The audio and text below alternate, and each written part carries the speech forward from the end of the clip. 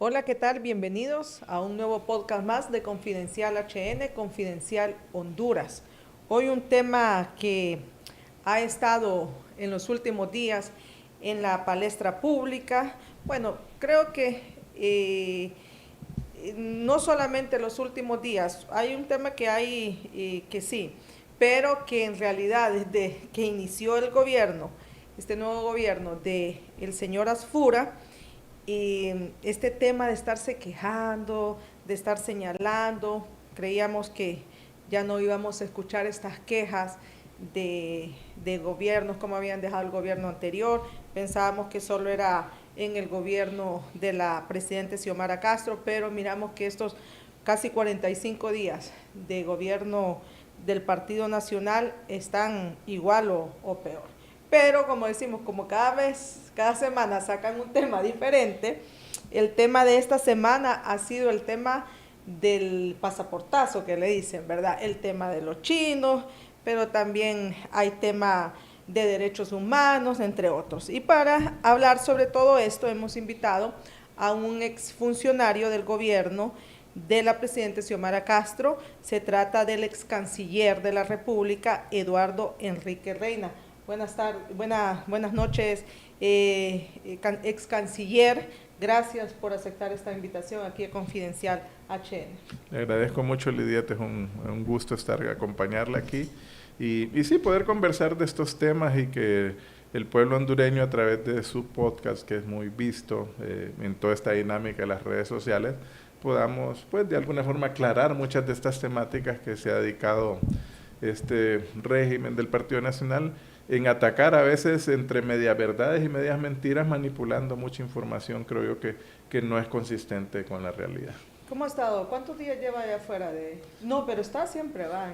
Yo estoy en FOSEDES, el Fondo para de Seguro de Deuda para Depósitos, el Fondo de Seguros de Depósitos, desde el 23 de enero la presidenta Xiomara Castro, pues en el uso de sus facultades, decidió darme esta responsabilidad y estoy desde el 23 de enero ahí trabajando. Y eso también fue cuestionado. Sí, mire, yo creo que... ese nombramiento suyo, porque dicen, se iba el 27 claro. Y el 23 lo nombraron. Sí. Mire, de hecho, no es la primera vez que ocurre, como le digo, era una potestad de la presidenta, a ella le correspondía nombrar. De hecho, en el gobierno de Juan Orlando Hernández, el 25 de enero del año que él salió, del 2022, él nombró al señor Madero, que era su exministro de Trabajo, en ese mismo puesto. Y el gobierno de la presidenta respetó... ¿Ustedes no hicieron escándalo de eso? No, porque como le digo, era una potestad de él y los cargos se van nombrando a medida que llegan a término o que hay una vacante. Y si es una potestad...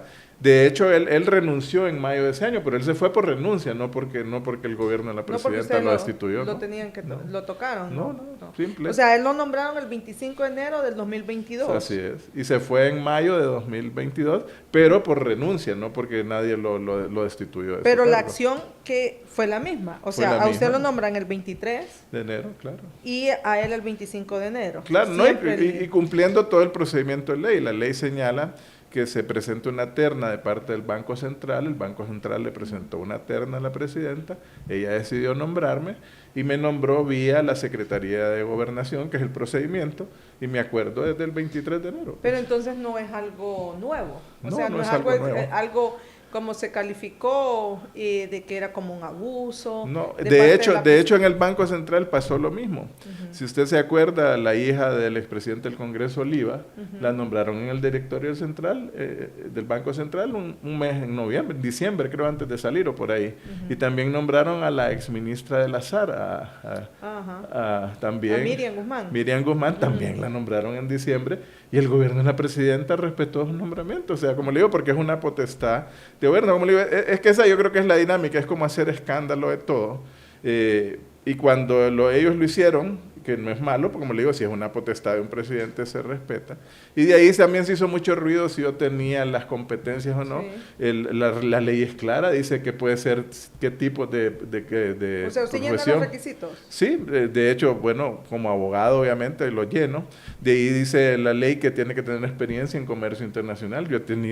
Yo fui asesor de política comercial del COEP, fui negociador del CAFTA en comercio exterior, trabajé como asesor para el BID y el Banco Mundial en temas de política comercial y tratados comerciales internacionales. Estuve en la revisión legal del CAFTA y de otros tratados internacionales. Y de igual forma me tocó participar en las mesas de servicios financieros del CAFTA. Entonces la experiencia existe y además la ley es muy clara. La ley marca muy claro cuáles son las competencias del presidente ejecutivo de FOSEDE, que es el cargo que ostento, y ahí está, o sea, el marco es muy claro de accionar, y además es una oficina pequeña, tiene un contador administrativo técnico que maneja los temas financieros y se maneja conforme a la ley, ¿verdad? Y estaba vacante el cargo. El cargo estaba vacante ¿No es desde que se sacó no, ya estaba vacante más bien de hace un par de años. Y la presidenta del Banco Central, la doctora Rebeca Santos, había estado fungiendo interinamente porque hay una junta administradora que la conforma el Banco Central, la Comisión Nacional de Banca y Seguros, el COEP y la IVA. Entonces, eso forman la junta administradora y el fondo lo administra el presidente ejecutivo, pero obviamente bajo la égida y las normas son muy claras, no es que ese fondo se puede ocupar de manera discrecional, sino tiene normas muy claras en qué se puede aplicar, en qué se debe invertir, y es para proteger los depósitos precisamente de las personas que depositan naturales jurídicas, de los ahorrantes, en caso de la quiebra de un banco, en el caso de un problema financiero, de financieras que están inscritas en este registro. Pero tenía resistencia por parte de la empresa privada. Sí, mire, realmente aparentemente filtraron una nota interna de AIBA, que además viola la ley, porque dice que las discusiones internas que se dan en el fondo son confidenciales y están protegidas por la ley. Y yo no sé cómo salió esa nota, que era interna. Y como le digo, no se quejaron en el 2022, cuando quedó el señor Madero, pues sí se quejaron. Como le digo, todo es como subjetivo. Es un ataque, creo que todo el que era exfuncionario es libre, todo lo que hizo el gobierno es libre, todo está politizado y lo que quieren es que libre, o sea, como que desaparezca del mapa. Esa es la Pero realidad. deja claro que todo es legal, que era potestad Totalmente. que no es la primera vez que se nombra a alguien como 3, 4, 5 días de salir del gobierno. Juan Orlando lo hizo. Así es, ¿no? Y es una potestad de la presidenta. O sea, ¿Y a usted quién lo puede quitar? ¿El presidente entonces? El presidente. Y como le digo, y la norma es muy clara por las razones que yo puedo seguir o no en el cargo. Ahí habla claramente, es un cargo que es por 5 años, se da por renuncia, por incompetencia física o por problemas de salud, por exponer públicamente temas de decisión interna del FOSEDE, que no lo he hecho, o sea que, bueno, pero como siempre aquí se puede todo, pero yo estoy haciendo mis labores como normalmente deben ser en el fondo. ¿Tiene oficina? Sí, tenemos una oficina que está en el Boulevard Suyapa y es una institución desconcentrada que está adjudicada como al Banco Central, pero no trabajamos directamente en el Banco Central y trabajando normalmente todos los días. De hecho, ya en varias sesiones con las organizaciones, muchas financieras y algunos bancos con los que se trabaja normalmente. El trabajo estamos haciéndolo normalmente. ¿Y cómo ha visto este gobierno estos primeros 45 días? Bueno, yo creo que no termina de arrancar, Lidia. O sea, mire, nosotros creo que como gobierno, cuando fuimos gobierno con el gobierno de la presidenta Zelaya, es cierto, de la presidenta Castro, perdón, nosotros hacíamos siempre reminiscencia un poco a los problemas recibidos, pero no nos dejamos de trabajar, o sea, desde el primer día nosotros comenzamos a trabajar. Póngale, le voy a poner un ejemplo mío como canciller. Yo desde el primer día me reuní, la primera reunión que yo tuve fue con Oscar Rivera, que es del Registro Nacional de las Personas, el comisionado, y era para poder atender a nuestros compatriotas, porque había quedado un déficit de 25,000 pasaportes que nos entregaron en el gobierno anterior. Entonces, mi primera acción fue cómo movilizaba las máquinas del Registro Nacional de las Personas, porque no se había enrolado gente, la ley no se había cumplido y no se estaban extendiendo ni documentos ni identidades prácticamente en el exterior. Entonces, mi primer paso fue ponerme a trabajar, a responder a las necesidades.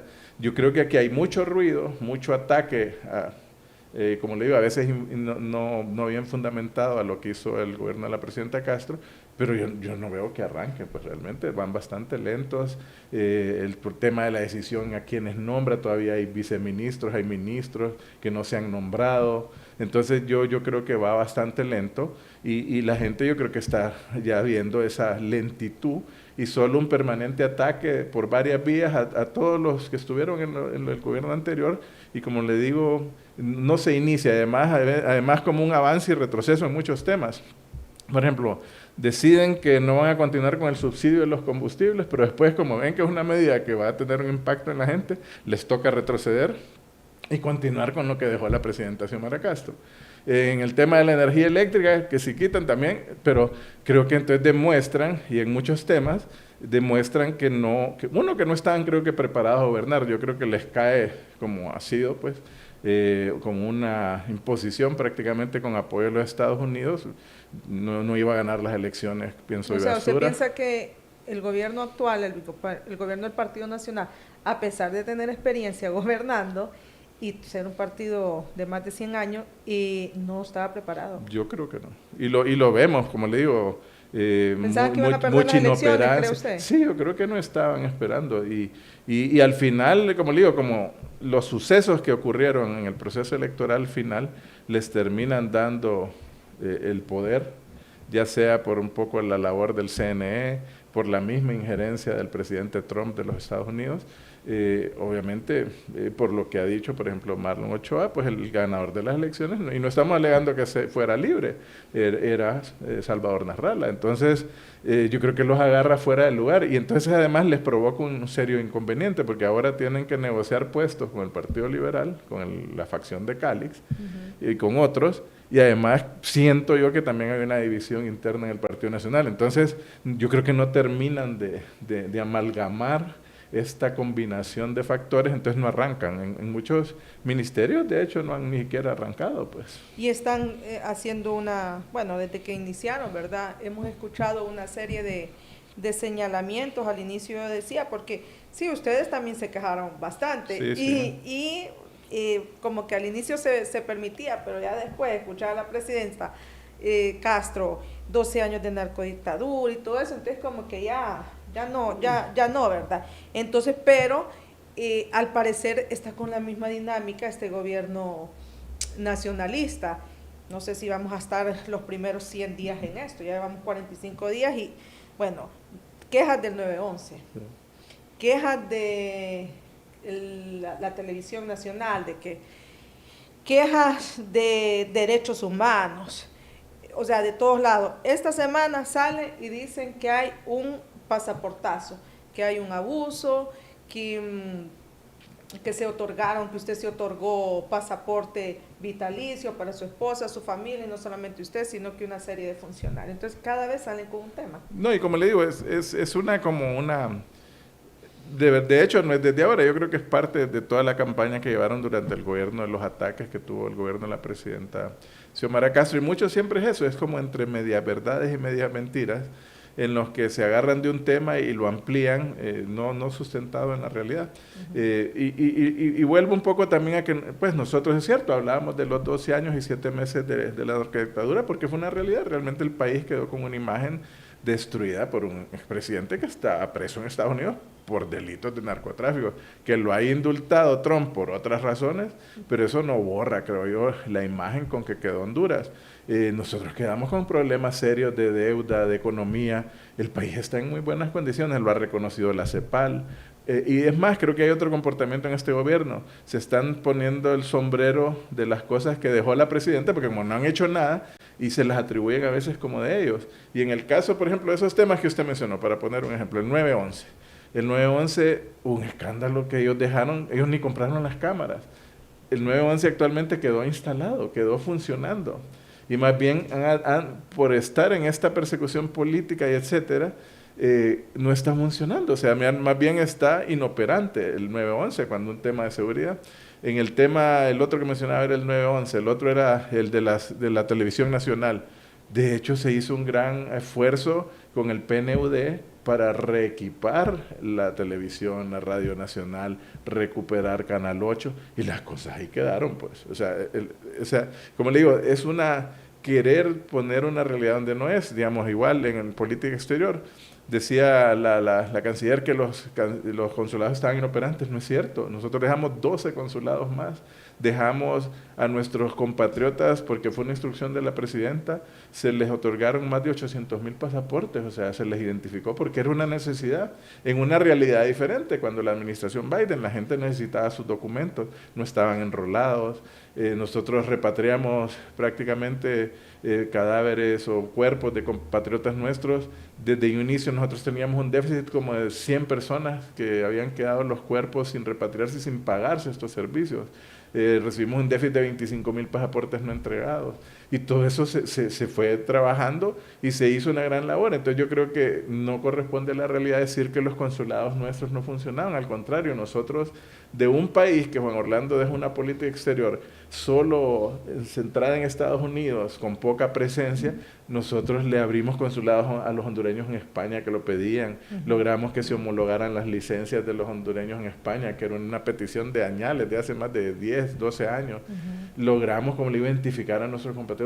La presidenta visitó a la frontera sur, y de ahí también nos atacaban, dicen que porque teníamos empleados locales y no contratamos hondureños. De hecho, las embajadas tienen empleados locales siempre, lo dice la Convención de Viena, lo dicen las leyes hondureñas, no es nada ilegal. O sea, vamos a eso. Usted dice, hay verdades a medias, verdades y mentiras. Claro. Hablemos en el tema que le correspondía a usted y que usted lo conoció bien porque usted fue canciller como unos meses antes de terminar. Sí, yo, mire, dejé la Cancillería precisamente porque acompañé a Rixi Moncada, la abogada de candidato a designado, y la ley señalaba un periodo de 6 meses antes. Yo renuncié a los 6 meses antes, y pues eso es lo que hice. Bueno, pues. en Cancillería, por ejemplo, se habla de igual, ¿verdad? Que en todos lados que hay sobrepoblación de personal.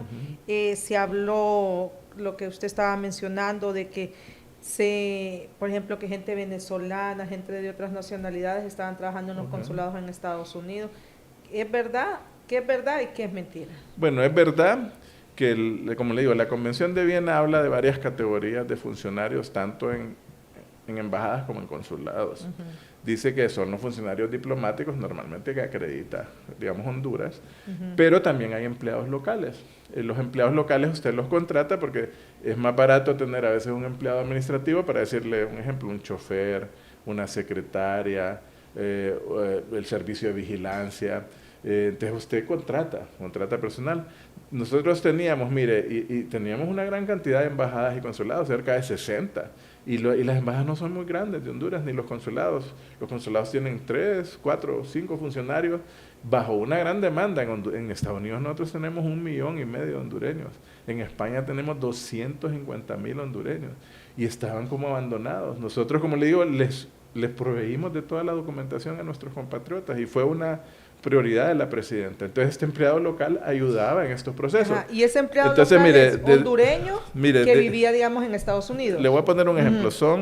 Teníamos, si no me equivoco, el número exacto, son alrededor de 255 empleados locales en todo el mundo, ¿verdad?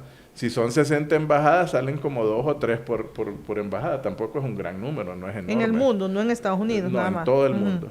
De esos 255, 155 eran de nacionalidad hondureña. O sea, solo quedaban alrededor de 100 que no eran hondureños. De esos 100, cerca de 20 son hondureños que habían adquirido la nacionalidad de esos países. Y de esos 80 que quedaban, en muchos países, para que usted contrate un empleado local, los empleados locales tienen que cumplir ciertos requisitos de ley de esos países, porque como son locales, no son funcionarios diplomáticos. Entonces, tienen que tener permiso de trabajo del lugar, tienen que tener la norma que los protege de acuerdo al lugar, porque usted les hace un contrato local de servicios, no es un contrato desde aquí, sino que tienen que firmarlo. O sea, si estaba en Estados Unidos, tenía que tener permiso de trabajo de Estados Unidos. De Estados Unidos, si estaba, digamos, en España. Desde España. Si estaba en Italia. De italiano, en Rusia, en China, donde tenemos embajada. De ahí tiene otro tema. Y no todos los hondureños tienen ese permiso. No todos los permisos. De ahí otro tema. Usted en muchos países contrata personal local porque son gente que hablan el idioma. Por ejemplo, en Japón hay una señora que tiene más de 30 años de trabajar en la embajada, o sea, no, ni siquiera la contratamos nosotros, le respetamos su contrato porque es una señora que además nosotros condecoramos a 20 funcionarios que tienen más de 25 años de servicio para Honduras. Ella está en Japón. Ella está en Japón y es japonesa, Mijo creo que se llama la señora. Bueno, la señora tiene 20 años. Hondureña. No es hondureña, es japonesa, Ajá. pero habla japonés, o sea, es la secretaria que hace las notas en japonés y contesta los teléfonos en japonés y es una ayuda para el que está embajador o el diplomático. Sí. En Rusia tenemos una señora que es rusa, porque es y no solo habla, lo escribe, lo lee. En China tenemos 2 chinas, en el consulado en Shanghái a otra china, pero por eso es que hay de otras nacionalidades. Ajá. Y en otros casos, en Estados Unidos, es porque tal vez usted buscó empleados y llegó tal vez, por ejemplo, en algunos consulados, que de hecho, por ejemplo, uno que teníamos en Atlanta, que era de una empresa de seguridad, un mexicano que lo mataron, un triste caso de un señor que llegó molesto y le pegó unos disparos y que hizo, más bien el señor puso su vida para salvar a la gente.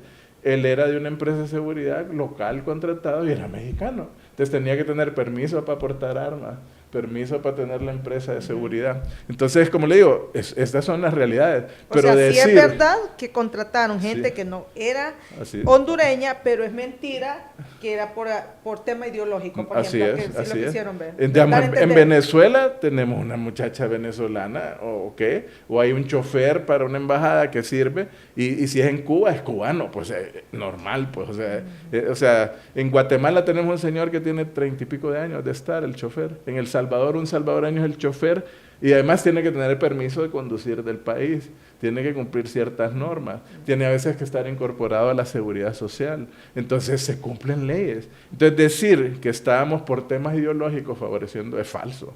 Y además, como le digo, muchos de estos empleados ya tienen, ni siquiera en el gobierno de la presidenta. O sea, en Estados Unidos no tenían empleados venezolanos, cubanos. Creo que había en alguna embajada, o en algún consulado, perdón, tal vez algún cubano, pero ¿cuántos cubanos en Miami?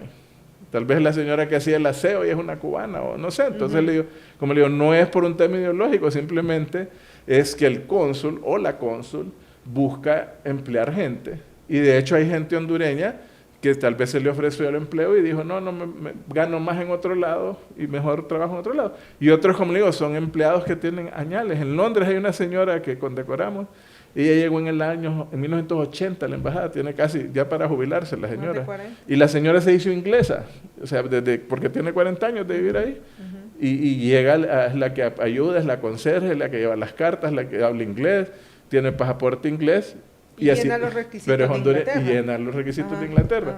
Entonces, esa es la realidad. Entonces, es como hacer como una tormenta de cosas que son por atacar, pero sin fundamento. Y de hecho, ellos van aquí en este gobierno, seguro van a contratar empleados locales de otros países. Es que en India, por ejemplo, abrimos embajada, ¿quién habla hindú de Honduras? Es raro. Entonces hay 2 muchachas hindúes que estudiaron. ¿Esa embajada en India? Sí, mire, Honduras llega tarde a muchos países en la apertura internacional y de hecho es lo que hicimos en el gobierno de la presidenta, abrir. Mira, el mundo cada vez es más difícil en términos comerciales, de competitividad. Hay países que han tenido una visión mucho más amplia en cuanto a sus relaciones internacionales. El primero en abrir embajada en India fue Costa Rica. Y por eso después dicen, Costa Rica anda muy adelante. Pero es porque usted de alguna forma tiene que arriesgar. Mire, India es un país que produce medicamentos a bajo costo, produce tecnología a bajo costo, produce maquinaria agrícola a bajo costo, produce fertilizantes a bajo costo.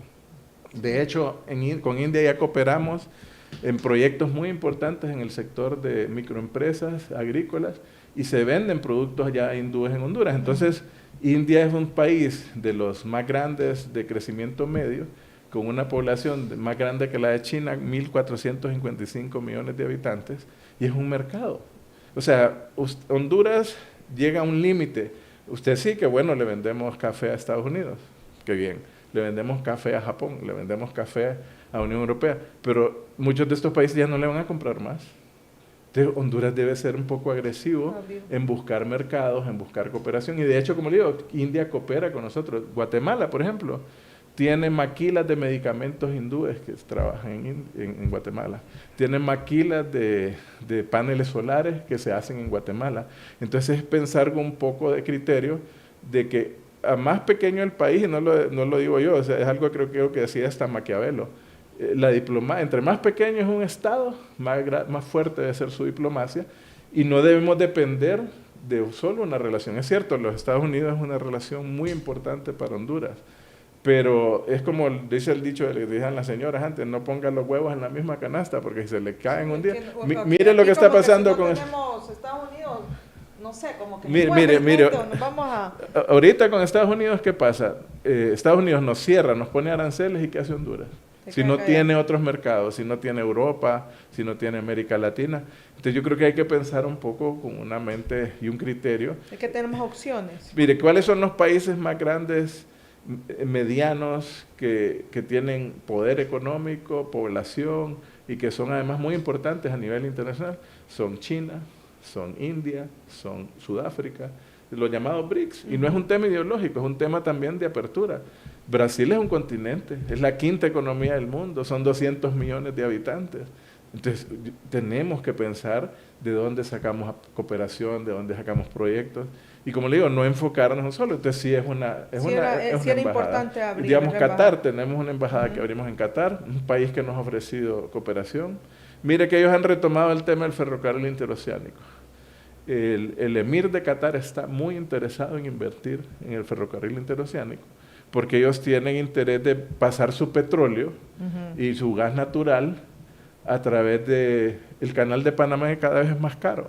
Entonces, si queremos construir un país grande, hay que pensar en esa apertura, y no es solo Honduras. ¿Y por qué no se concretizó ahí con Qatar? No, tenemos la embajada. La embajada no, claro, pero el tema del ferrocarril, ya se habló tarde. Tuvimos pláticas, pero claro, y ahí va saliendo el gobierno. Entiendo ahora que Asfura está queriendo moverlo, que bueno, ojalá lo haga. Pero esta opción. O sea, el gobierno de Xiomara dejó la opción. Mire, nosotros del dejamos ferrocarril opción con Qatar. De eso, Héctor Zelaya se encargaba de este tema, pero la Cancillería lo apoyó. Y entonces hubieron países muy interesados: Qatar, España, Corea, Japón, el mismo Estados Unidos.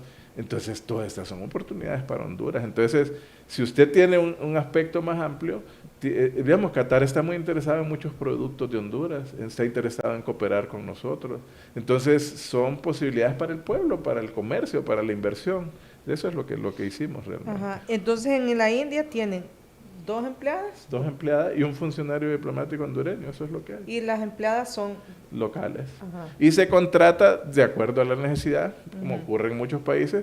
A veces usted contrata un chofer para ciertas veces, a veces no es que está contratado fijo, sino que lo contrata, digamos, si tiene que ir el embajador o el encargado de una recepción, lo contrata para que lo lleve a esos eventos, es normal. Entonces, sí es verdad que hubo contrataciones locales, pero todos los gobiernos no lo han hecho porque prácticamente es como una necesidad. Es una necesidad, sí. Usted tiene que tener alguien que le conteste el teléfono a la embajada.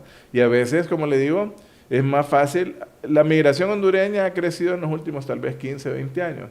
Pero antes, bueno, yo le digo, hay gente que tiene 25 años de trabajar. Nosotros no la sacamos porque son empleados locales que más bien son casi la memoria de las embajadas, porque conocen a la gente en las cancillerías, en los ministerios, y son asistentes muy eficientes en preparar las notas, se las hacen en el idioma local. Y como le digo, tenemos países que no hablamos en Alemania, tenemos en Francia, es cierto, hay hondureños que hablan, pero toda esta gente tiene años de conocer el lenguaje diplomático, de hacer estos contactos, entonces por eso es la razón, pero no fue con ánimo a no querer contratar hondureños, no fue con ánimo de temas ideológicos, simplemente son las necesidades de cada embajada o pero de cada así consulado. Lo hicieron.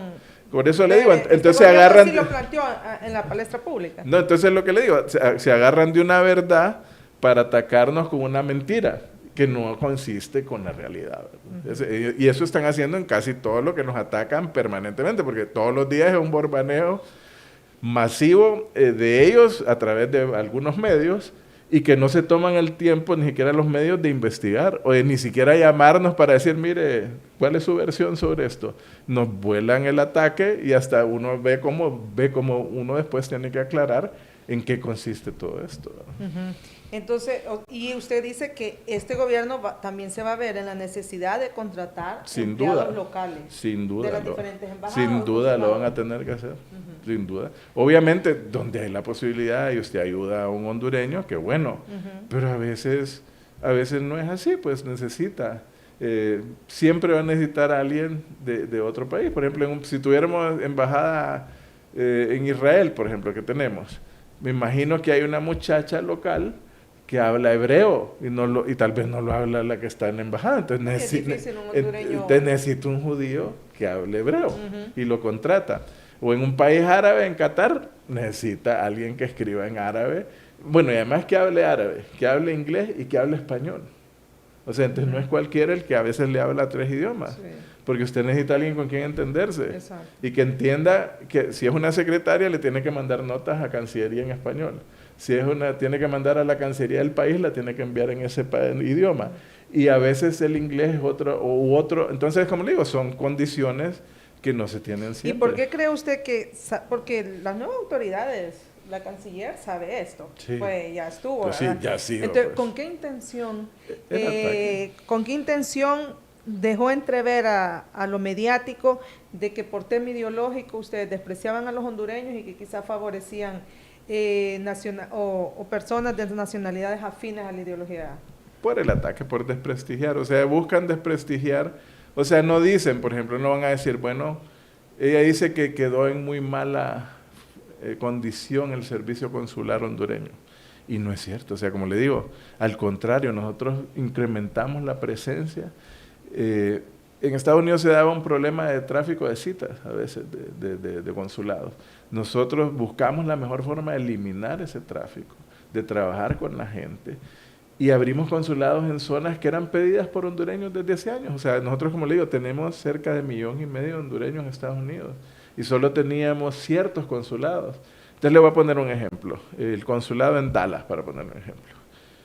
Los estados que están ahí arriba, que son Missouri, que son Colorado o Arizona, y que dependen a veces de otros consulados, la gente, usted sabe, a un hondureño lo que le toma perder un día de trabajo para ir a sacar un pasaporte, y que tiene que moverse, por ejemplo, de Arizona a San Francisco, póngale, si es el consulado que le toca, pierde un día de trabajo, tiene que conducir y gastar 18 o 20 horas. Entonces teníamos muchos lugares que teníamos petición de que dijeran, abran un consulado. Entonces no, más bien se hizo por atender. No era por enchambar. No, por enchambar. Entonces, como le digo, extendimos 800,000 pasaportes. Esa no es ninguna mentira. O sea, casi lo mismo que se ha extendido aquí, se ha extendido afuera. ¿Y por qué? Porque a la gente, para hacer sus trámites migratorios, para abrir una cuenta de banco en Estados Unidos, le piden el pasaporte. Y muchos de nuestros compatriotas, hay que reconocerlo, han viajado de manera irregular y a veces botan los pasaportes.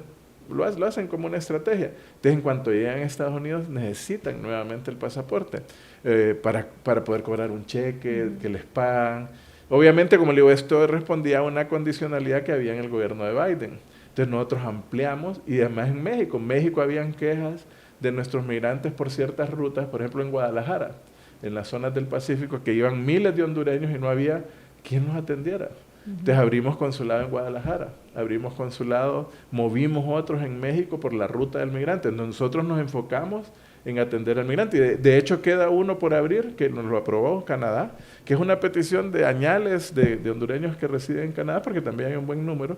En Vancouver no existía ninguna presencia hondureña del lado del Pacífico, y ya nos lo aprobó. O sea, no se hizo por el tiempo, pero quedó aprobado. Entonces, en España fue igual, en Gerona, fíjese que es una petición, ahí se da un caso muy particular. Hay cerca de, creo que en Gerona hay casi cerca de 30,000 hondureños, en un pueblo pequeño.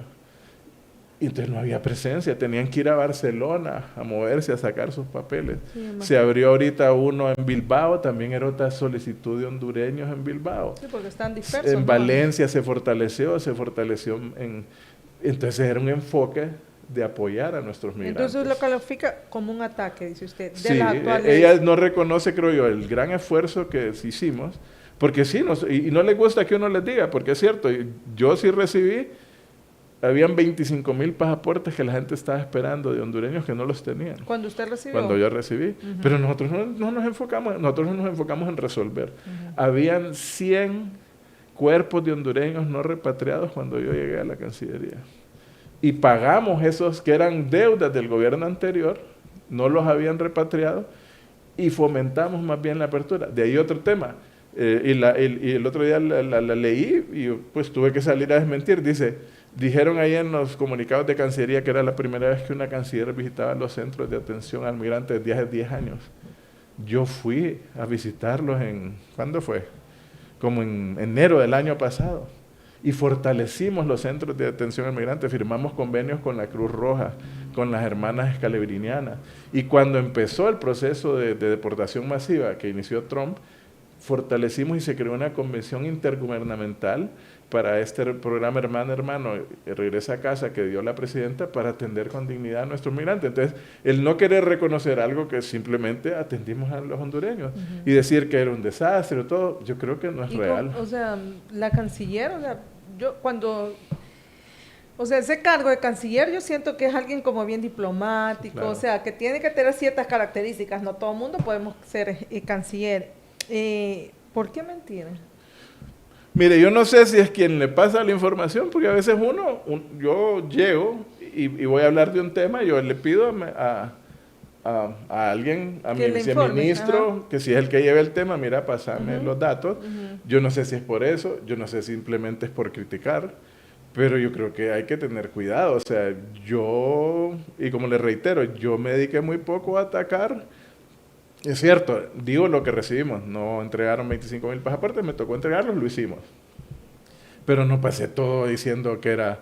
O sea, realmente, sí, como le digo, si queremos ir a una realidad, a nosotros nos tocó recuperar la imagen de Honduras. O sea, ¿sabe qué a mí me decían los cancilleres cuando yo viajaba a reuniones? Contame cómo es eso del presidente que llevaron preso de Juan Orlando. O sea, es una pena para un hondureño, pues. Cuando usted viajaba. Sí, cuando los cancilleres a mí me conocían. Y como uno viene a este mundo diplomático, hay muchos que yo ya conocía.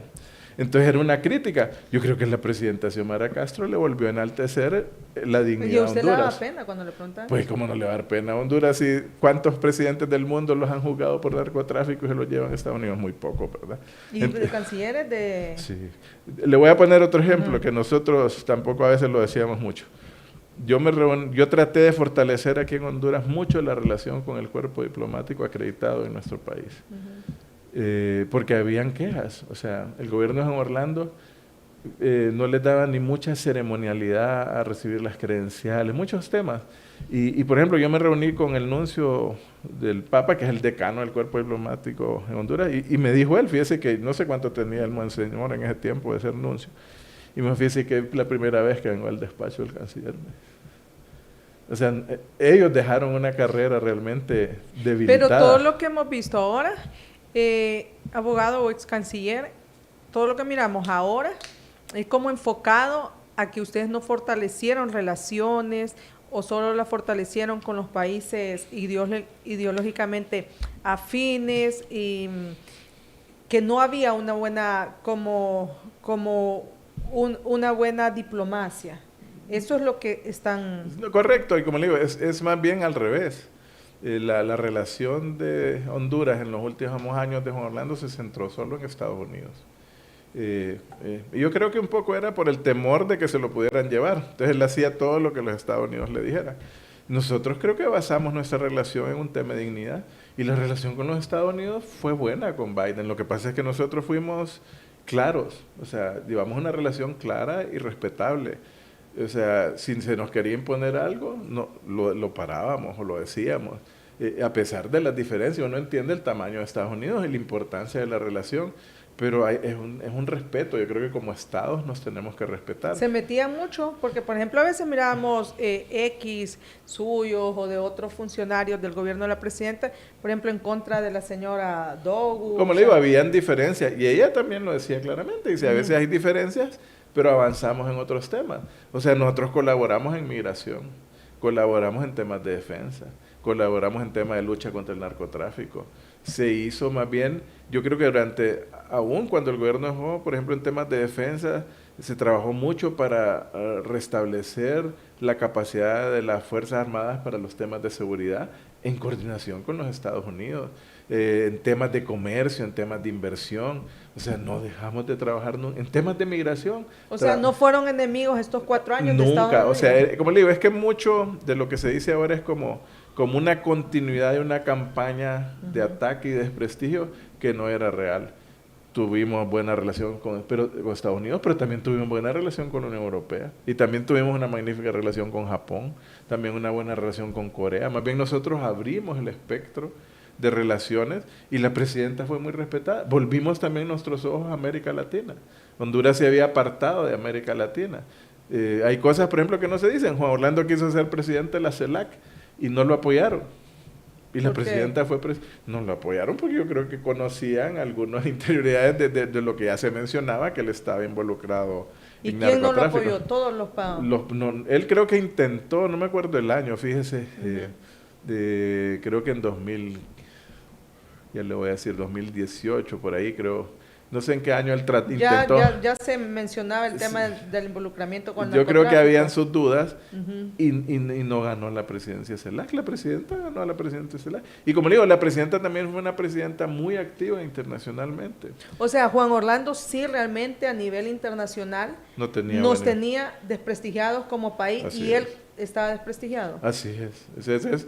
Como le digo, ahora nos tratan de hacer, yo creo que, yo siempre lo he dicho, mire, el Partido Nacional, su logro a veces es hacernos ver igual que ellos, porque a ellos ya no les importa si los atacan, porque cínicamente los soportan. Entonces ellos, ahora por ejemplo, adelanto el tema, pero por ejemplo el tema de los pasaportes. Ahorita se extendieron unas visas, creo unos chinos por un proyecto que venían por salud, que es normal. O sea, usted con los países que realiza una cooperación y si hay empresas contratadas de estos países, usted le facilita a las empresas, a sus técnicos que vengan. Y eso es normal, se ha hecho siempre, como digo, no es algo nuevo. Si vienen de JICA, de Japón, se les ayuda a los técnicos que vienen con la empresa. Si es de Estados Unidos, era con AID, se les ayuda a los técnicos. Pero ahora es un gran problema porque se le dieron visas 5 o 6 chinos que venían a supervisar un hospital. O sea, es normal. Entonces nos dicen el chinazo 2. O sea, el chinazo 2 es que se le dio visas a unos técnicos, que además era un proyecto manejado por el BESIE, yo creo que de conformidad a la ley. O sea, no tiene nada que ver con chinazo. No tiene, pero ¿qué era el chinazo? Y la gente, claro, ahora ya no se acuerda. Ya ni nosotros que supimos que era el chinazo, tal vez ni acordamos del chinazo.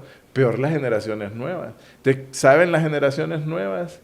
Que fue un escándalo terrible en que se desprestigió el pasaporte hondureño porque la administración de Callejas decidió vender su pasaporte a chinos para hacerlos hondureños y quedaron casi, no sé, se habla hasta casi que posiblemente 20,000 chinos quedaron con pasaportes hondureños. De hecho, todavía a nosotros en gobiernos sucesivos les tocó atender, creo el gobierno del presidente Reina tuvo que hacer un procedimiento especial para que los chinos hondureños pudieran, porque llegaban a los consulados, mire, yo soy hondureño, llegaban los chinos que ni español hablaban, con su tarjeta de identidad hondureña y su pasaporte hondureño, y decía, vengo a renovar mi pasaporte.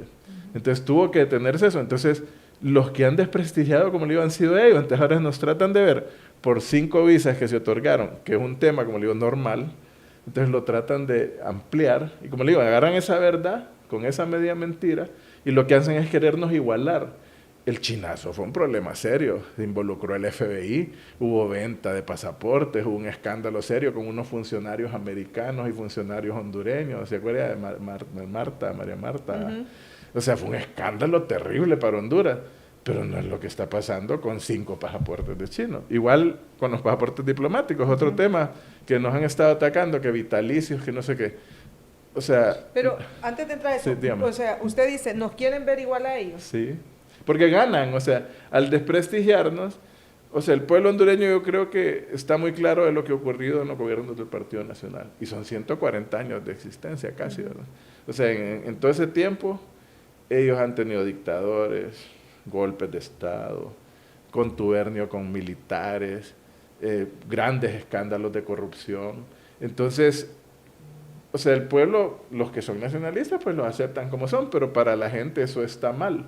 Entonces, yo gano si usted lo hago igual ver que yo. Si yo soy un delincuente Entonces, yo voy a tratar de que usted se vea como delincuente, aunque no sea así. Y eso está tratando en este momento el Partido Nacional con Libre. Sí, como le digo, corrupción siempre va a haber. Y yo creo que no hay gobierno que pueda decir que es totalmente inmaculado en cualquier país del mundo.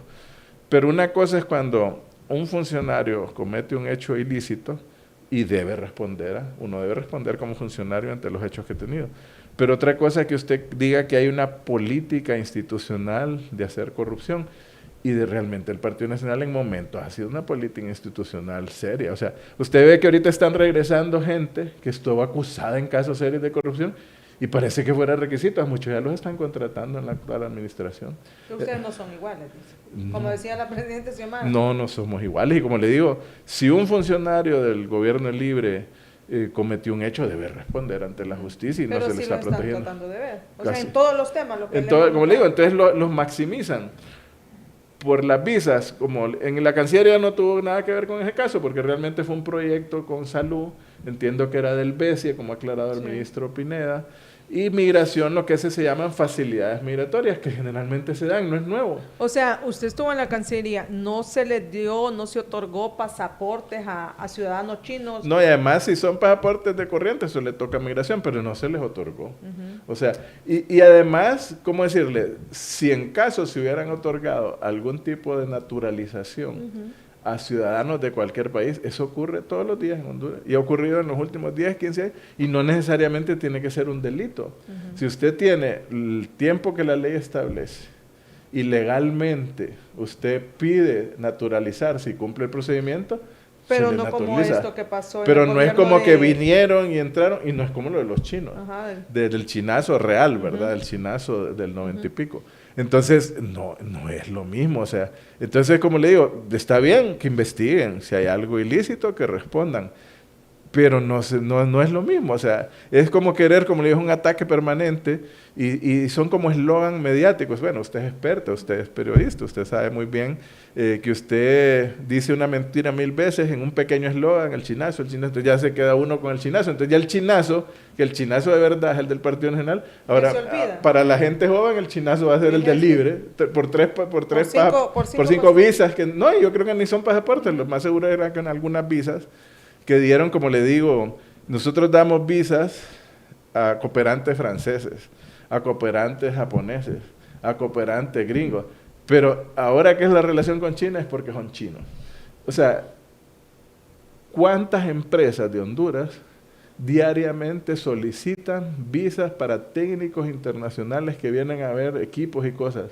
Empresas privadas. Empresas privadas. En Maquila vienen a veces pakistaníes, vienen coreanos, vienen chinos, pero nada de eso es malo. O sea, pero eso lo tratan de hacer malo cuando hay una empresa que está por el BESIE contratada para el hospital de Choluteca, es una empresa china, y la empresa china, pues normalmente me imagino, mandará a unos funcionarios o empleados a verificar los proyectos. Es lo más normal. ¿Y por qué será que la prensa hace esto? Bueno, yo sé, pero usted yo le pregunto a usted. Es una pregunta retórica. Si al final, mira, acá la presidenta no pudo comunicar y fue una gran falla del gobierno de Xiomara, pienso yo. No, es el cierto. No saber comunicar. Pero en el tema de buen trato, me parece que sí, a un montón de esos medios le tiene un buen trato. Y sí, usted lo sabe. No, correcto. Pero es como le digo. Cuando me refiero a buen trato, usted entiende. No, miren, muerto el rey, vive el rey. Pues, o sea, ya no está la presidenta, y si la agenda mediática de esta administración es atacarnos, así como ha sido una estrategia en el proceso electoral aplastar a Libre, ellos no quieren ver a Libre, entonces van a atacarnos con todo lo que tengan. Entonces, ¿la prensa de Honduras es muerto el rey? Vivo el rey, o sea, quedan bien con el que está el siguiente. ¿A ustedes les pasó? ¿Querían quedar bueno, bien con nosotros a veces no quedaban bien porque también hay otra serie de cosas que nosotros hicimos ver, bueno, y usted sabe cómo funciona esto, y David fue toda la vida, bueno, que en paz descanse, un permanente clarificador de la verdad de estos temas. Yo recuerdo de cómo los intereses económicos se mezclan a veces con la prensa y se defiende, aquí se aniquila a alguien mediáticamente, o se ensalza a alguien mediáticamente, o se le declara impune y se le defiende como inocente a cualquiera dependiendo de esos intereses. O sea, aquí muelen a alguien aunque no sea verdad y usted queda molido en los medios y tiene que andar defendiéndose por esas cosas. Entonces hay una realidad. Las grandes empresas de este país, que no es mentira, muchas son dueñas de grandes medios y están en concordancia con el gobierno actual y van a buscar aplastarnos. Entonces van a estar atacándonos, sea verdad, sea mentira, pero una vez tirada la mentira, o sea, es como lo que decía a veces, yo recuerdo el presidente Zelaya, usted ve un titular en un periódico y el titular dice, chinazo de libre, por ejemplo, para poner un ejemplo. Tal vez en la noticia explica y dice, no, esto no es así, pero nadie lee el cuerpo de la noticia, usted se queda con el titular. Entonces eso es lo que están haciendo. Y claro, uno tiene que hacer un esfuerzo para explicar. Y a mí, para desmentir un titular que lo hace en 3 palabras, a mí me toma tal vez 15 minutos explicarle cómo es que funciona. Entonces nadie quiere oír los 15 minutos explicando. Entonces es un tema mediático y lo van a usar. Y no lo usan solo aquí, en cualquier lugar del mundo. Entonces yo sí siento que es una fuerte campaña en concordancia con la actual Pero gobierno. para usted, ahorita no hay chinazo. No, de ninguna forma. Y creo que el ex ministro de Migración ha aclarado cómo funcionó este tema. Y es terrible porque hasta el Migración actual emitió un comunicado como sospechando, pues que investiguen. La ministra de Salud dijo claramente, miren, son técnicos, que además dijo el ministro Pineda de Infraestructura, y Wilson también lo dijo, son técnicos que vinieron, hay un procedimiento que se llama facilidad migratoria, que se usa siempre, como le digo. Yo no voy a decir nombres. No solo el Estado, la empresa privada lo usa también. Yo no voy a decir piden. nombres, pero por ejemplo, aquí hay grandes maquilas que traen a veces coreanos y que les urge, bueno, no le voy a decir coreanos, pero póngale un pakistaní que viene a ver temas de fábrica de muebles y que necesitan visa para Honduras. O gente que viene e invierte en el país. Entonces, piden ellos una facilidad migratoria para que la persona, porque claro, como tiene que ser visa consultada, y entonces dura 1 mes, 3 meses, y a ellos les urge que la persona venga a ver la máquina. Entonces piden y hacen una solicitud formal. Ellos, la maquila pide al gobierno, a migración, y dice, yo me hago responsable de esta persona que va a venir en tal vuelo, va a irse en tal vuelo, y eso es lo que se les da, o sea, porque obviamente se fomenta la inversión. Honduras es realmente un país abierto, y donde se han dado casos irregulares se han combatido, a veces se detectaron, de hecho, en la administración nuestra, algunas visas falsas de China, y eso lo trabajamos en conjunto con autoridades de otros países. Yo recuerdo que recibimos una comunicación y que la trabajamos conjuntamente con Migración de unas personas en China que en el aeropuerto de Ámsterdam, las autoridades migratorias dijeron, miren, nos parece esta visa rara, nos pueden aclarar si es real. Entonces la verificó Migración, dijo, no, eso es falsa. Entonces Interpol capturó a esos chinos porque venían con visa falsa. Entonces se hacen los procedimientos. Y de hecho Honduras está muy avanzado en temas de pasaportes electrónicos, medidas de seguridad, de que pueden a veces haber irregularidades, pero en este caso yo no creo, yo no, como le digo, no lo conozco a fondo, más de lo que he visto, pero por la práctica normal yo creo que así es. Y claro, mezclan 2 temas que son chinos, ¿verdad? Entonces mezclan con lo que es política con China continental. Pero aquí vienen, como le digo, vienen técnicos japoneses, vienen técnicos de muchos países, a muchos se les piden visa, a otros no, pero yo no veo nada irregular en 5 personas de una empresa que vinieron a ver las inversiones, lo que se está haciendo en la obra, y después póngale que esa misma empresa dice, para ponerle otro ejemplo, miren, fíjense que Honduras nos parece un país interesante, quédense ahí, abramos una oficina para seguir trabajando en otros proyectos. Piden extensión o piden extensión o piden residencia y se cambia. Entonces, como le digo, estamos hablando de la inversión y estamos satanizando los que vienen a hacer un proyecto. Y otro tema, póngale otro trasfondo, es contaminar el hospital que está haciendo Xiomara en Choluteca y que está terminándose. Entonces, todo lo tiene que entender con un manto de sospecha para atacar al gobierno de la presidenta. O sea, ellos dejaron los hospitales chatarra, aquellas latas que trajeron, que de hecho anda prófugo el guatemalteco, que ahí, de verdad, nosotros pedimos la extradición del guatemalteco a los Estados Unidos y no los han entregado. Miren, ahí es donde uno ve que la relación a veces no funciona igual. Nosotros como gobierno de la presidenta extraditamos a más de 56 personas que los Estados Unidos nos pidió. Y ellos no nos han entregado ese guatemalteco que evidentemente cometió un delito con Invest H y todo este proyecto de los hospitales chatarra. Pero ese sí es un delito, pues. Entonces, como le digo, es mezclarnos, es tratar de decir son lo mismo, vernos igual. Ellos ganan. Ahora, el tema del pasaportazo, así como le digo, todas las semanas son, claro. Así nos tiene, ¿verdad? Así nos tiene. Ahora es con el tema de que se otorgaron pasaportes vitalicios. Por ejemplo, que usted fue uno de los beneficiados en esos pasaportes vitalicios. Mire, Honduras ha tenido ciertas normas con respecto a pasaportes. Yo en algunas partes en las redes he publicado hasta las normas. Hay una norma de 1971 que dice ahí que los presidentes y expresidentes de poderes del Estado tendrán derecho a pasaporte diplomático. O sea, lo que está diciendo es que es vitalicio, pues por el cargo, no es en sí el pasaporte.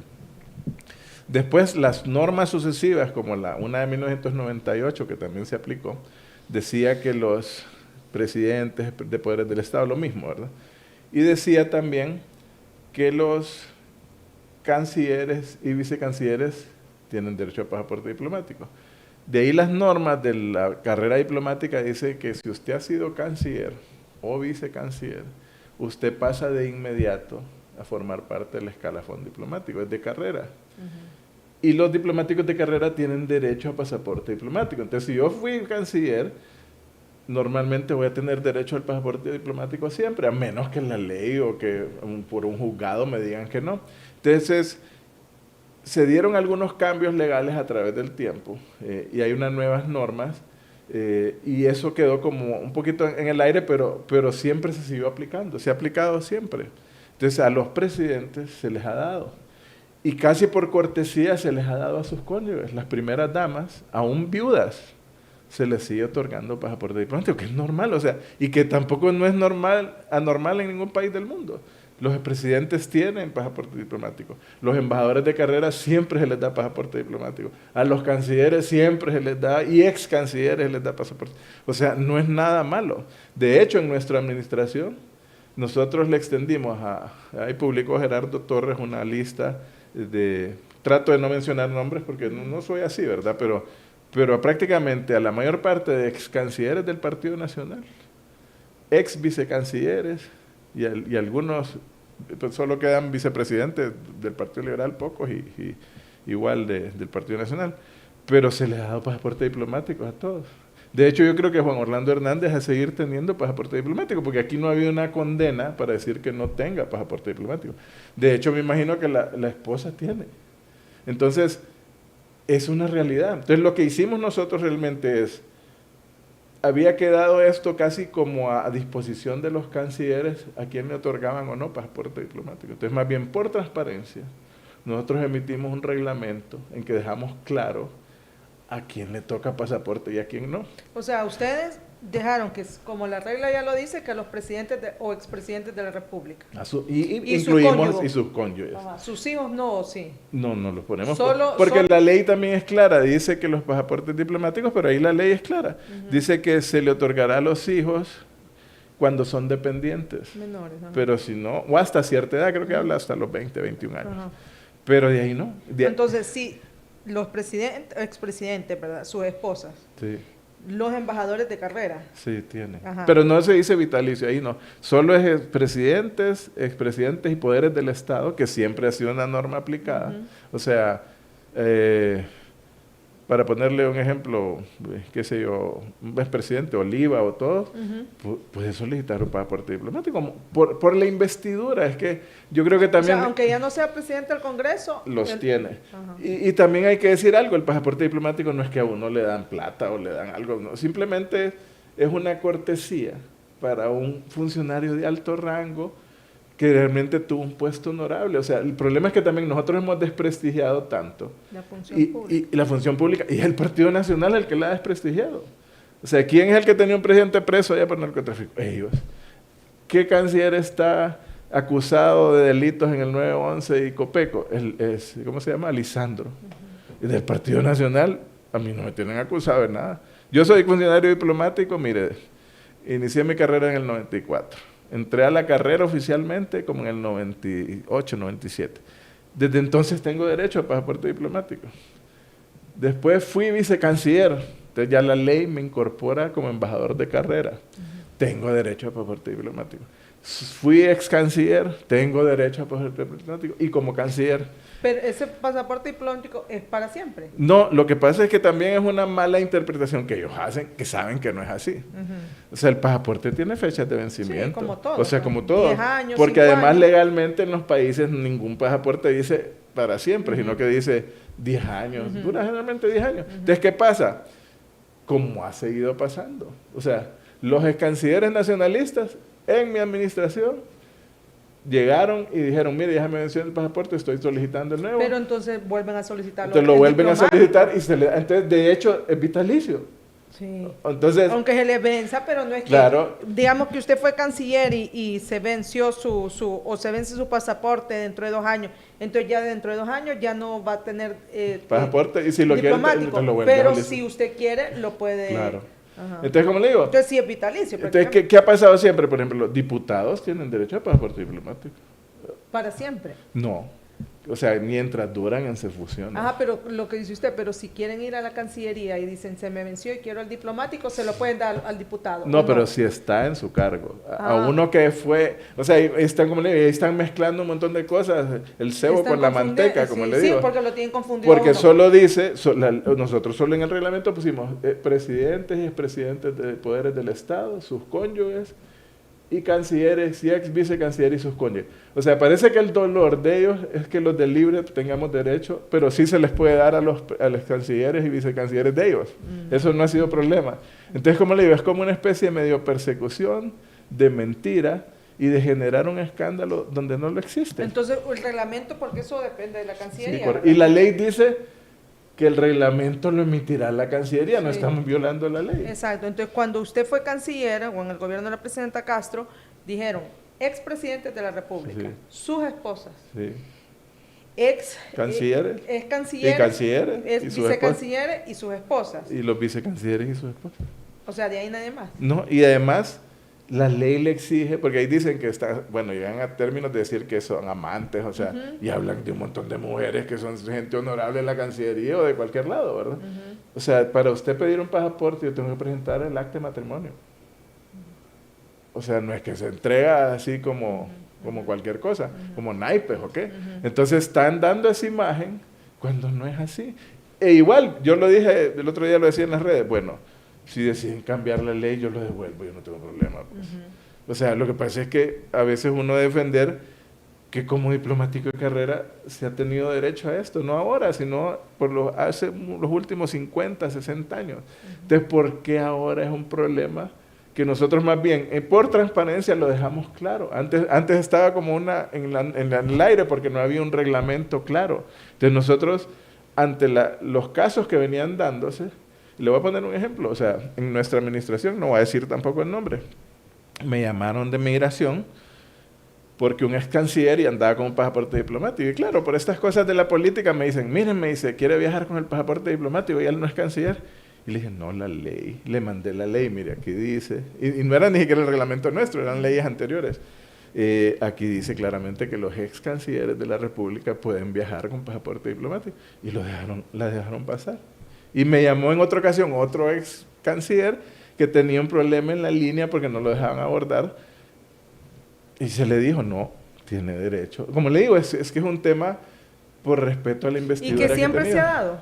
Siempre. O sea, no es nuevo. No es nuevo. No es el pasaportazo. No.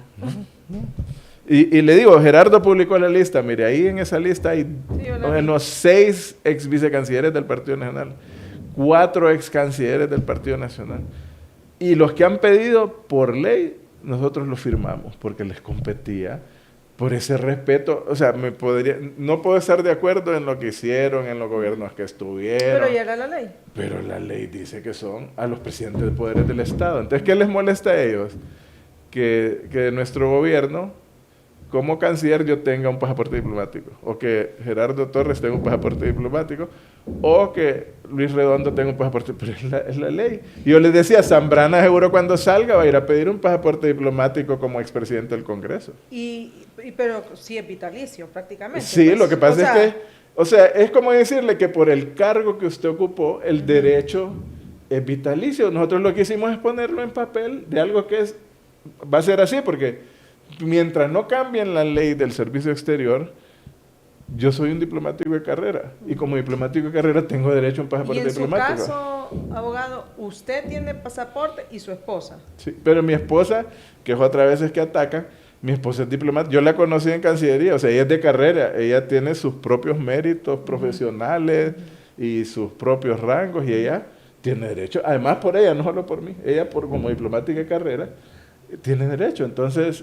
como le digo, es como un ataque sin sentido, pero claro, al ruido de la gente, dicen, Reina se otorgó un pasaporte vitalicio. No, yo lo que dije nada más es, estos son los que tienen derecho conforme a la práctica y a las leyes que se están aplicando. ¿Nada? O sea, no es que usted abusó. No. O sea, es lo que la ley dice, como le digo. Es como una operación comunicativa. O sea, si los cancilleres y vicecancilleres pasan a ser embajadores de carrera, que lo hicimos, también nosotros los metimos en el escalafón. Y a mí me metieron en el escalafón cuando el presidente Zelaya, como embajador, ya por haber sido vicecanciller. Y dice que los embajadores tienen derecho al pasaporte diplomático. Entonces, mientras yo sea ex canciller o ex vicecanciller, y he estado en la carrera siempre, o sea, entonces siempre, y de hecho, yo he pedido, en ocasiones que ya no era funcionario, invocando los artículos de la ley de que soy embajador de carrera mediante acuerdo tal, de fecha tal, mi pasaporte diplomático, y me lo han dado en los gobiernos nacionalistas, en los gobiernos liberales. Entonces, ¿por qué ahora es escándalo lo que ha pasado siempre? Y no es un privilegio, o sea, es un privilegio por la carrera diplomática. Sí. Es uno de los privilegios. Pero sí es un privilegio que le da la carrera. Es como a un militar que usted no le diga coronel o general retirado, o que tienen derecho a su pensión. O sea, son derechos normales de cualquier carrera diplomática del mundo. Pero ese pasaporte diplomático los hace no pagar impuestos. Mire, en algunos lados sí, en otros no. No es que le da visa, porque usted tiene que tramitar las visas donde necesita las visas. Digamos, si es para visa de Estados Unidos, yo tengo que tramitar mi visa. O sea, no es que me da entrada automática a los Estados Unidos. Lo único, como le digo, es parte del cargo, por el honor del cargo. Es como una... Para decirle un ejemplo, los obispos tienen pasaporte diplomático.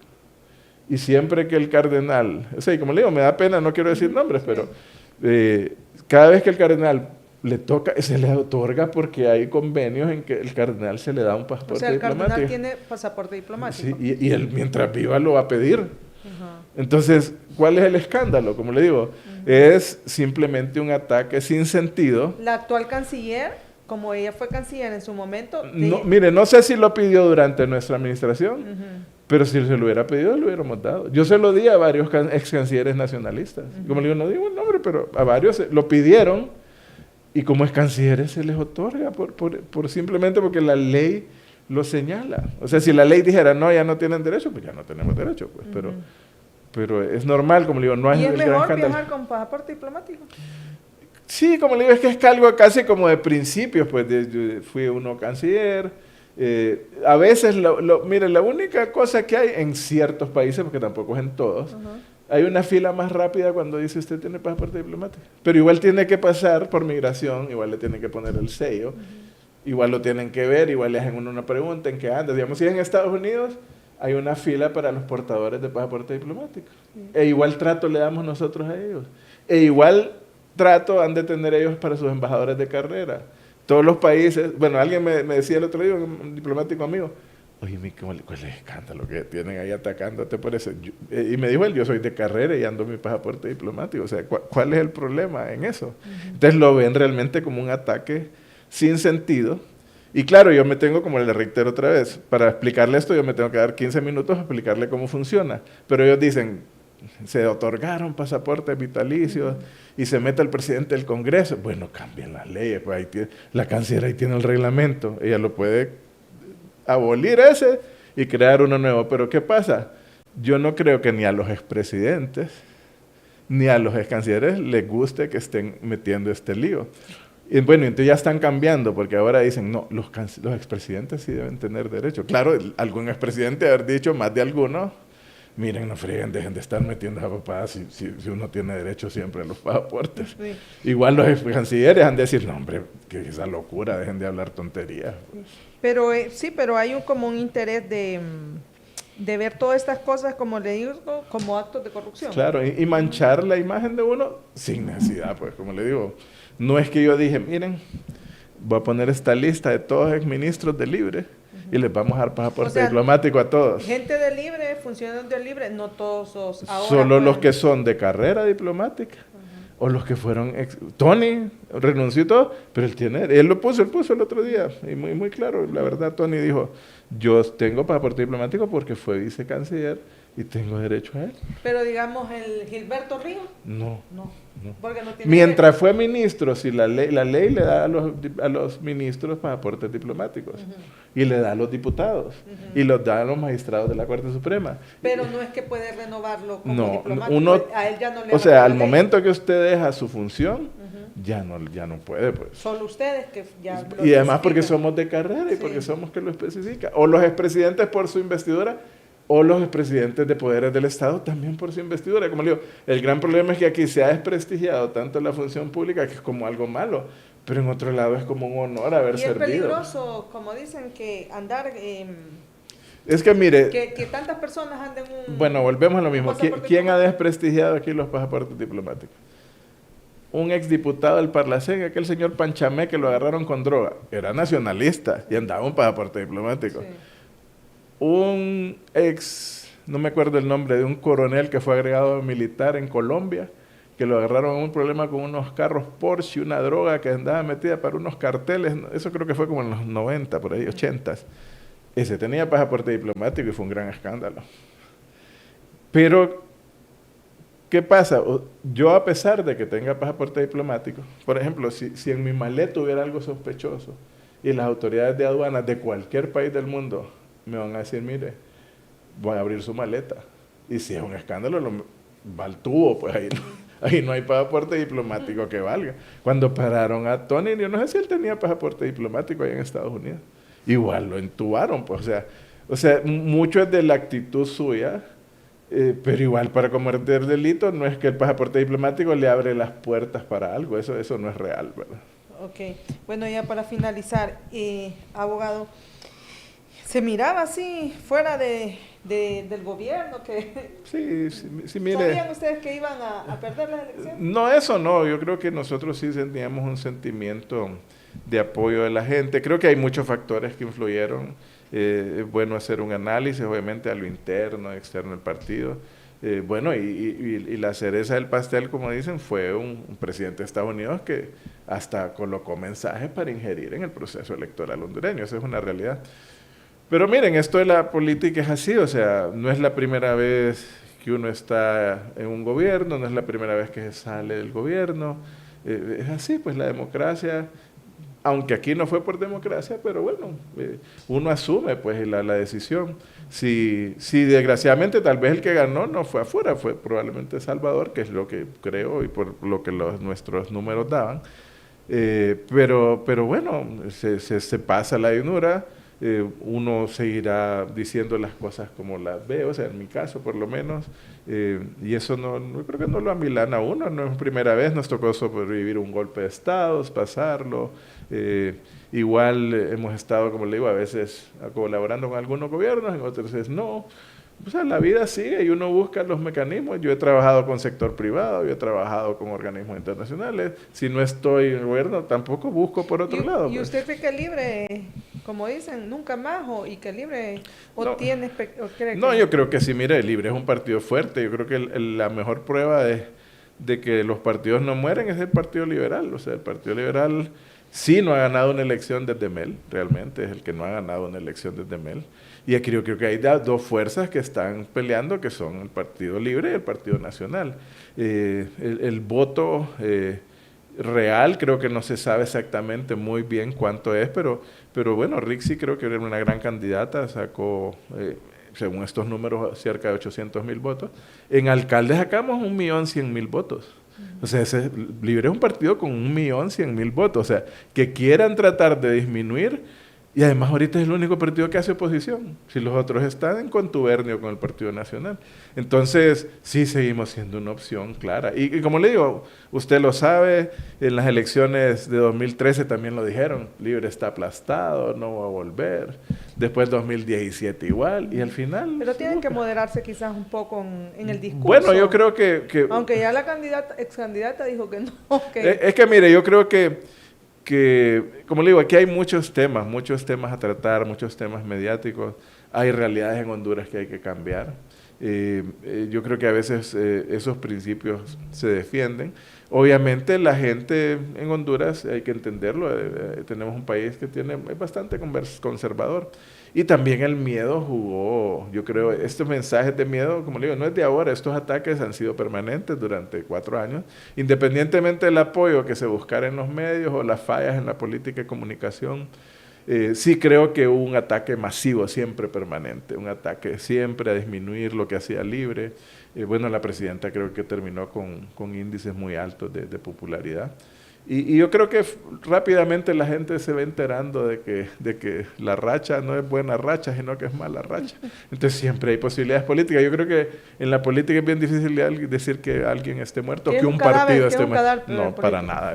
Como le digo, Libre tiene una base de 1.100.000. Más bien pero fue unas elecciones con mucho abstencionismo. Pero ese 1.100.000 que se reflejaron en las alcaldías y no se reflejó en la candidatura, entonces quiere decir que la candidata no era tan mire, como le digo, hay muchos factores y como le digo, yo creo que sí Rixi es una gran candidata, veremos lo que pasa, falta tiempo, hay que trabajar a mantener el partido unido, y bueno, como le digo, hay números, hay que ver qué es la realidad, porque también yo creo que al final no nos quedó claro cuál fue la real cosa, porque además el CNE no quiso contar nunca, no quiso recontar los votos, algo que yo creo que hubiera hecho, como ocurrió en la alcaldía aquí en Tegucigalpa.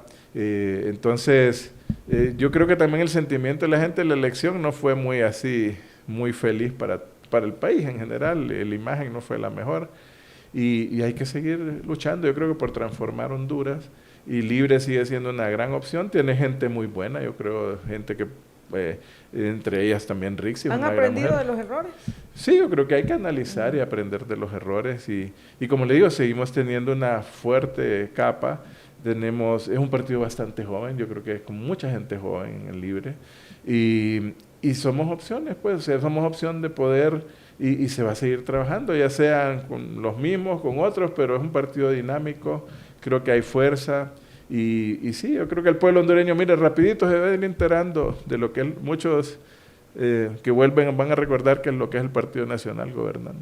O sea, no le da buen destino a estos... Bueno, es que como dices, si usted vuelve a hacer lo mismo, el resultado va a ser siempre el mismo y lo que mal comienza, mal acaba. O sea, comenzaron mal para usted. Bueno, desde el proceso electoral, pues. O sea, yo creo que es un gobierno que no ganó en las urnas, fue un proceso complejo y como tal con mucha deslegitimación y más bien fue prácticamente un gobierno impuesto también por otros intereses y hasta por los Estados Unidos. Bueno, gracias abogado. Muchas gracias, le agradezco a Lidia.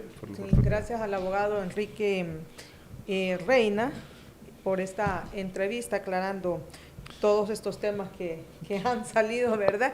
Y que no sabemos, hay que esperar la próxima demanda, ¿qué más sale? A ver, ¿con qué sacan? A ver, ¿qué más sale? Lo que sí es cierto, lo que decíamos al inicio, que lastimosamente parece que los hondureños estuviéramos condenados a que solo están hablando del pasado, los gobiernos, y que no estén actuando sabiendo que hay tantos temas por resolver en nuestro país. Nos vemos en el próximo podcast.